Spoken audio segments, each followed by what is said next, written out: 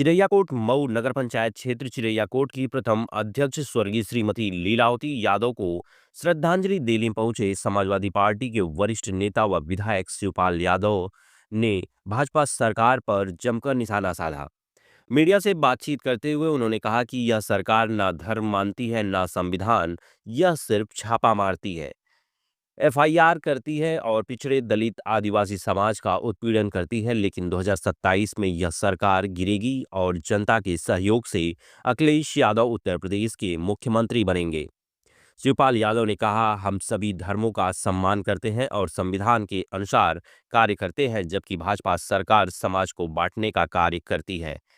उन्होंने भाजपा पर आरोप लगाते हुए कहा कि जब समाजवादी पार्टी की सरकार थी तो प्रदेश में 18 घंटे तक बिजली रहती थी। आज बिजली विभाग में भ्रष्टाचार चरम पर है और सिर्फ खानापूर्ति के लिए छापेमारी की जा रही है।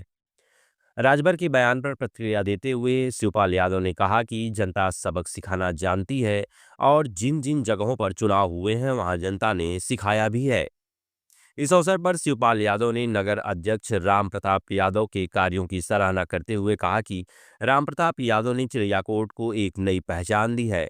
उन्होंने विद्यार्थियों को उड़ान भरने का सुनहरा अवसर दिया है और भाईचारे के साथ चिरैयाकोट को विकास की ओर अग्रसर किया है।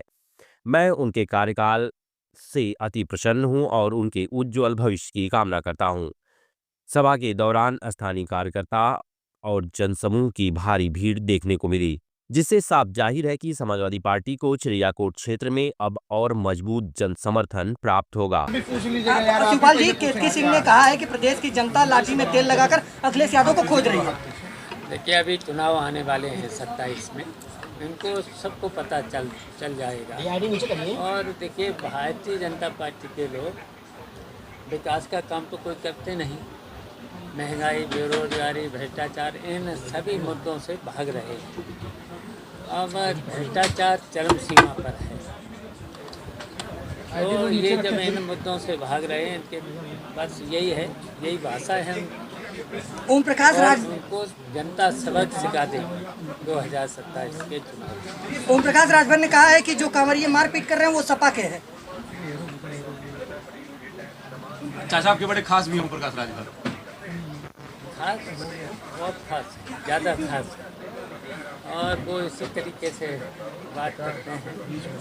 और जहाँ जहाँ पर चुनाव हुए हैं, जनता ने उनको सबक सिखा दिया और अब शेष सबक सिखा देंगे। ओम प्रकाश राजभर लगातार आजमगढ़ में डेरा डाले हुए हैं। उनका कहना है कि आजमगढ़ अगर सपा का गढ़ है तो इसको इस बार 27 के चुनाव में हम तोड़ देंगे। क्या अच्छा, वो अभी घोसी का चुनाव लड़ चुके हैं और भी कई चुनाव लड़ चुके हैं, तो ये लोग केवल बौखलाए हैं, जमीन पे जना रहा तो कुछ है नहीं।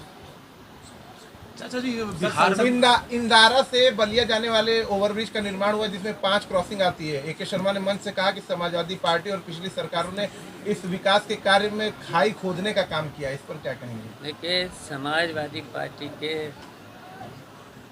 समय एक साल में बड़े 100 पुल बनते थे, कभी कभी 100 से ज़्यादा भी बनाए हैं। और इनका आपको पता ही है, अभी गोरखपुर में वाले ने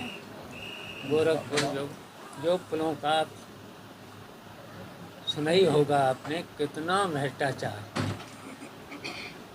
भ्रष्टाचार और किसी एक व्यक्ति को, जबकि नियम है कि वो जो ब्रज कारपोरेशन से पुल बनाना चाहिए, और हमारी सरकार ने ब्रज कारपोरेशन बनाती थी, और यहाँ तक कि दूसरे प्रदेशों में, दूसरे देशों तक ब्रज कारपोरेशन ने पुल बनाए हैं।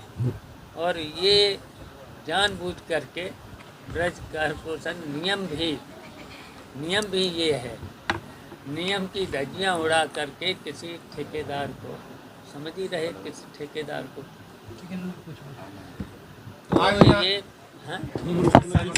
संसद जाते समय मस्जिद में समाजवादी पार्टी के लोग बैठे, उसको लेकर बीजेपी राजनीतिक टूल दे रही, धार्मिक स्थलों पर अब ये अपना कार्यक्रम करेंगे और इस तरह से इनका काम होता है। देखिए, हम लोग तो समाजवादी पार्टी के लोग सभी धर्मों को मानने वाले लोग हैं, और हमारे संविधान में भी है तो ये देखिए, न तो संविधान को मानते, न कानून को मानते भारतीय जनता पार्टी। सांसद एकरा हसन के साथ जो करड़ी सेना के लोगों ने अपशब्द किया और शादी का ऑफर किया, उस पर समाजवादी पार्टी के कुछ कार्यक्रम में कुछ विरोध प्रदर्शन वगैरह नहीं दिखा। देखिए, इस तरीके के जो हैं, करनी सेना हो कोई अन्य हो, इनको भारतीय जनता पार्टी बढ़ावा देती है। सौहार्दपूर्ण में चलना चाहिए देश प्रदेश में, ये नहीं रहने देना चाहते। समाजवादी ने क्या किया एकरा हसन के लिए? समाजवादी पार्टी तो साथ है, समाजवादी पार्टी की सांसद हैं एकरा हसन। सर, पूर्वांचल में पीडीए भवन खुल गया है, आजमगढ़ में अखिलेश यादव जी ने वहाँ का उद्घाटन भी किया। किस तरह से उसे देख रहे हैं पूर्वांचल के लिए? आपको कितना ताकत मिलेगी पूर्वांचल में? देखिए, पूर्वांचल हमेशा समाजवादी पार्टी का रहा है। यहाँ से पूर्वांचल से नेताजी भी लड़े, अखिलेश भी यहाँ से लड़े, अब धर्मेंद्र हैं, तो हमेशा पूर्वांचल समाजवादी पार्टी के साथ रहा। और समाजवादी पार्टी जब भी सरकार बनाएगी, अब बनाएगी 2027 में, पूर्वांचल का पूर्ण विकास करेगी। समस्या को लेकर के ऊर्जा मंत्री ने एक पत्रकार ने सवाल किया बिजली के ऊर्जा मंत्री से, तो उन्होंने कहा कि जय श्री राम। देखिए, क्या इसी से बिजली आएगी? देखिए, बिजली तो दे नहीं पा रहे, बिजली ये नहीं दे पा रहे। 239 दिन हो गया धरना प्रदर्शन। हाँ, महंगाई, बेरोजगारी, भ्रष्टाचार। बिजली में कितना भ्रष्टाचार ये देख ही रहे हो। हम लोगों के, हम भी रहे बिजली मंत्री, कभी बिजली दी हम लोगों ने। वो समय जब बिजली की बहुत कमी थी, हम लोगों ने वादा किया था 18 घंटे, कहीं आजमगढ़ में तो हमने 20 घंटे, 22 घंटे, 24 घंटे तक बिजली थी। और पूरे प्रदेश में पता लगा लेना, कहीं पर भी न व्यापारियों पर, न किसानों पर, न गरीबों पर कभी छापा नहीं पड़ा। और बिजली भी दी। अगर 2027 में महोदय आप आते हैं तो बिजली के आज ये बिजली नहीं दे रहे, ये बिजली नहीं दे पा रहे। और छापा अलग, सेटिंग अलग, और FIR अलग, ये देख रहे हो। सदर विधानसभा सीधा जनता का उत्पीड़न कर रहे हैं। बिजली अब यहाँ पर देखिए, पानी बरसा नहीं, आज थोड़ा बहुत बरसा है, लेकिन ये बिजली नहीं दे पा रहे, पानी नहीं दे पा रहे।